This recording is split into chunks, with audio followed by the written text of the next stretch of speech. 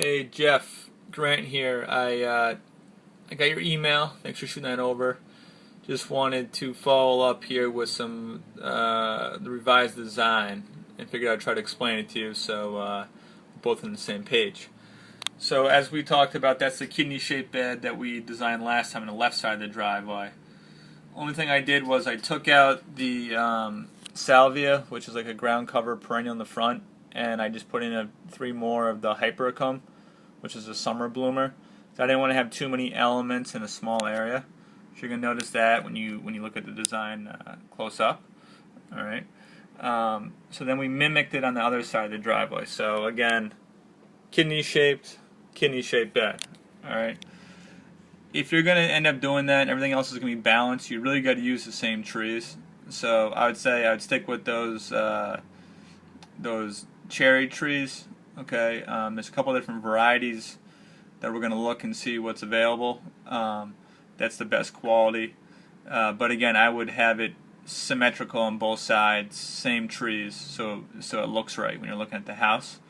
You're going to notice I gave you a bunch of options for the shrubs, the shorter shrubs that go underneath each corner to kind of flank the kidney-shaped bed.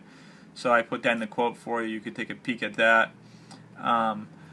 The only thing I changed was on this side, my thinking was to use Black-Eyed Susans as a big grouping in here, and on the other side, again, I was going to use Hypericum, which is also known as St. John's wort. Both flower yellow, but different textured, a little bit different look, and I think that would be fine because they're spaced almost 100 feet apart to have a little variation in the bed. Okay. The next item was trying to incorporate some landscaping as you enter the driveway. So you'll notice I had 4 trees. These I would want in shorter stature than the cherry trees. So one option is you just have the 4 trees by themselves with lawn around it. That's one option. Second option is if you wanted to add more interest, then you could add some plants as an understory underneath the trees, which is what I showed on the design. All right. In the quote, you'll notice I have option 1 and option 2. One option would be just the trees, and the other option would be the trees and further plants as understory underneath it, in the case you wanted more interest and color in that bed. All right. I have the Nepeta, which is the same perennial that you have up here, to pick up on that, because again, having some continuous flow throughout the design was going to make it look good. Then I had a dwarf type of Pennisetum grass, which is a dwarf fountain grass, a little bit bigger than the little bunnies you had. Little bunnies only grow about 15, 18 inches. These grow 30 inches, but it's the same family of grass, which again, I think the consistency will look good. All right, and then I switched these roses to Ozo Easy roses, which grow a little bit taller than the drift roses. Those grow about, Ozo Easies grow about 2.5 feet, which I think proportionally will look right with the height of this wall. And down here, then I decided to use drift roses, which only grow about, say, 18 inches tall. All right, so that was the concept in this area. But again, I think very clean, very simple. And again, you have both options, whether you want to do just trees as a really nice entrance as you pull in, or whether you want to do trees with other understory plantings. The trees, I'm thinking a dwarf variety of trees, such as a crabapple or like a rising sun quercus, which is a redbud in the redbud family. There's a few different options, but something that really doesn't grow any taller than, say, around 12 feet. And then those would be shorter in stature, and again, the ones on the right and the left would be a little taller, which makes sense when you're kind of looking at the front of the house. All right.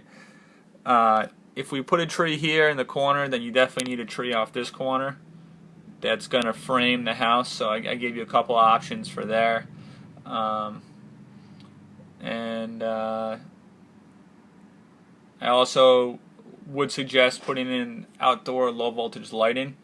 I think you had some on the property last time I was there, but I would consider adding on to that.